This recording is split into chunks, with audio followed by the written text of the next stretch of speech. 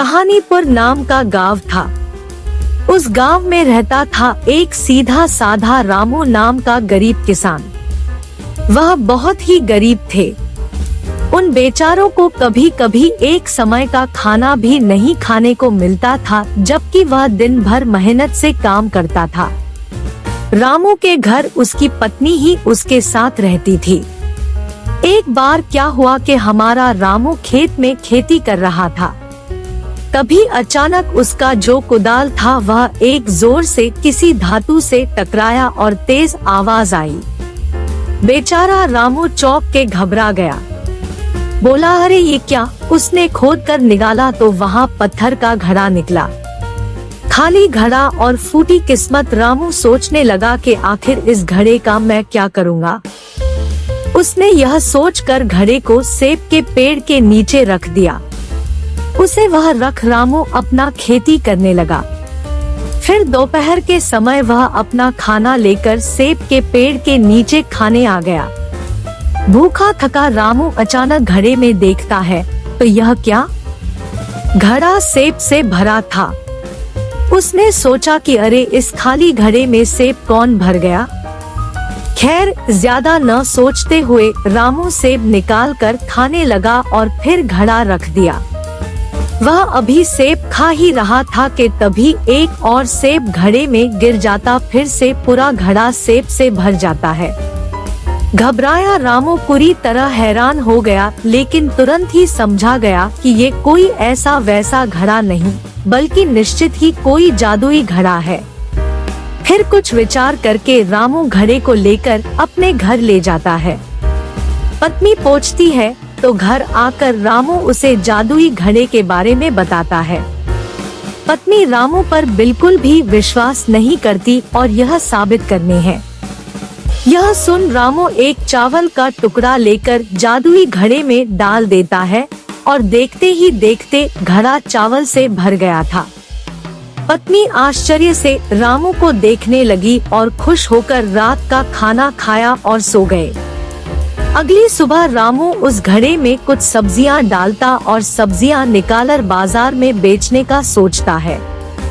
अब तो रोज ही ऐसा होता और फिर रामू मेहनत करके धन कमाया और बड़ा सा घर बनवा लेता है।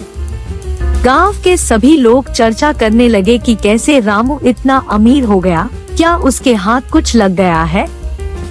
गांव में खूब माहिर दो चोर थे और एक दिन इन चोरों को पता चला तो दोनों चोर दिन के समय रामू के घर जाकर छुप के देखने लगे। उन्होंने देखा कि रामू घड़े में एक सब्जी डालता तो जादुई घड़ा बहुत सी सब्जी से पूरा भर जाता। दोनों चोर बहुत खुश होते हुए चोरी करने का योजना बनाते हैं। चोर योजना के अनुसार आधी रात के समय रामू के घर घुस गए और वह रखा जादुई घड़ा चोरी करके अपने घर आ गए। एक चोर जादुई घड़ा को परखने के लिए उसमें एक सिक्का डाल देता है। हमेशा की तरह एक सिक्का बहुत सारे सोने के सिक्के बन गया। लालच बुरी बाला, दोनों एक दूसरे से जादुई घड़ा छीनने लगे और झगड़े में दोनों के हाथों से जादुई घड़ा गिरकर टूट गया और सोना भी गायब हो गया। तो बच्चों, इस प्रकार जादुई घड़ा न पहला चोर का हुआ और न ही दूसरे चोर का। दोनों हाथ धो बैठे। शिक्षा: चोरी करना पाप है और चोरी की वस्तुएं ज्यादा समय तक नहीं टिकती।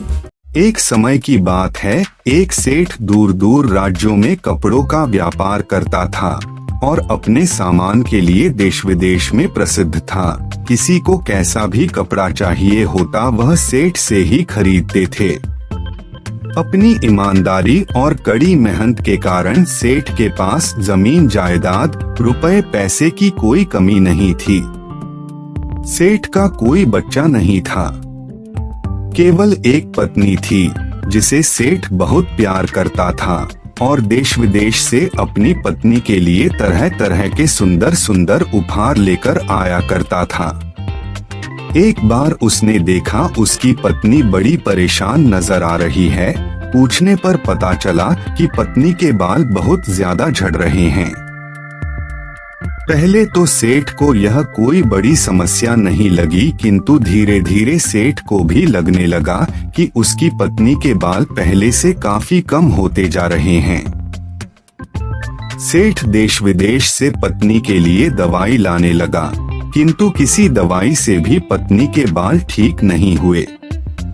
अब तो सेठ बड़ा उदास हो गया और सोचने लगा, इतना रुपया पैसा होने का क्या फायदा जब मैं अपनी पत्नी का ही इलाज ना करा पाऊं। इस बेचारी के बाल इतनी तेजी से झड़ रहे हैं कि एक दिन यह पूरी तरह से गंजी हो जाएगी और लोग मुझे गंजी का पति कहकर बुलाएंगे।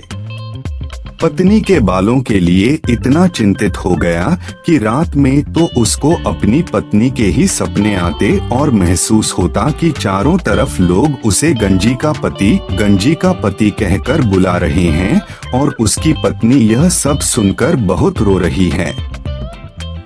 पत्नी के बालों के चक्कर में सेठ का मन उसके व्यापार में ना लगता, जिसके कारण सेठ के ग्राहक भी कम होने लगे, यहाँ तक कि वह महीनों से दूसरे नगरों में भी नहीं गया था। एक दिन जब सेठ की पत्नी स्नान करके बाहर आई तो सच में ही उसके सारे बाल गायब हो चुके थे और मैं पूरी तरह से गंजी हो चुकी थी। उसने जब अपनी पत्नी का यह हाल देखा तो जोर जोर से रोने लगा और गांव के बाहर बने देवी के मंदिर में चला गया।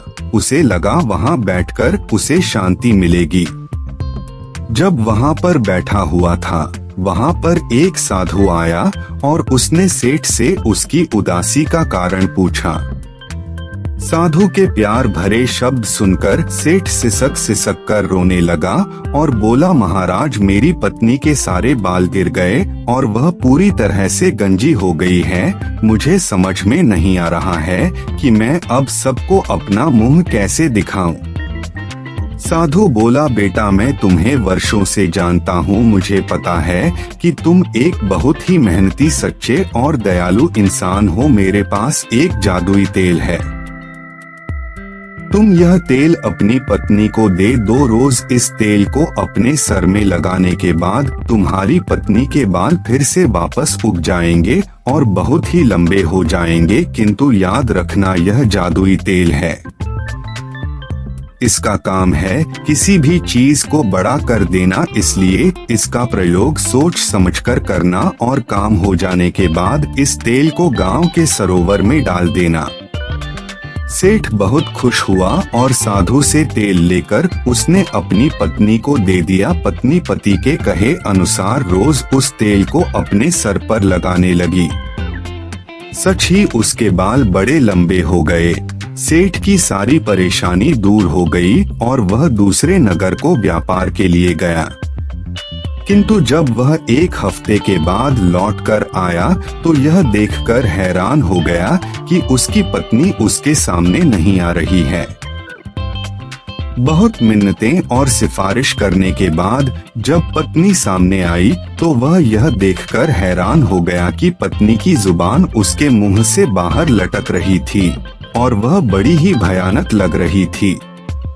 कारण पूछने पर पत्नी ने कहा, सुनिए, मुझसे बहुत बड़ी भूल हो गई। आपने कहा था कि तेल केवल सर पर लगाना यह जादुई तेल है, किंतु तेल खत्म होने के बाद तेल वापस कैसे मिलेगा? क्यों ना मैं तेल को घर पर ही बना लूं। ऐसा सोचकर मैंने तेल को अपनी जीभ पर लगाकर उसका स्वाद लेना चाहा था कि जान सकूं इसमें क्या क्या मिला है, और ऐसा करते ही मेरी जीभ इतनी बड़ी हो गई।